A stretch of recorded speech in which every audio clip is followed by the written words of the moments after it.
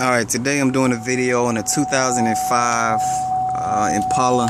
Alright, if your Impala is making this noise right here, you hear that noise? That means that you have a break in the line somewhere. From what I've seen, 9 times out of 10, it's probably your ground wire. Your ground wire is located. I kind of started this video a little too late because I remembered that I needed to make a video. But as you can see, that black wire which I have attached this crimp to, that's your ground wire. Okay, it runs through your door into your fender. Okay, if you see on this side,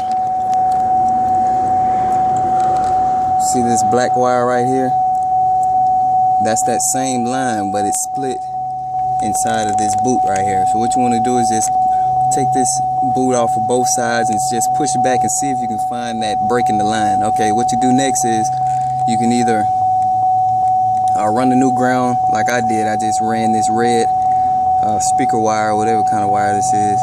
There's some red wire that you can get at your local parts store. You get that, and you basically you're just bridging the line. I mean, it's a break in the line and you bridge it. So I'm just giving you an example. I'm going to put this in here just to show you that once the line comes together, there's no longer a break in the line.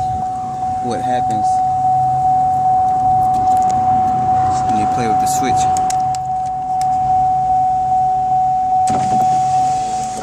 Oh, I allowed the window rolls down. Alright, it's a bad connection right there, but alright, switch hands. Sorry, I know this video is a little shaky, but as you can see, the window rolls up, rolls down now.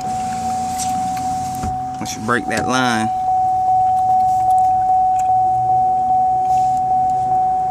once that line is broken, your ground wire, you're gonna get that noise again.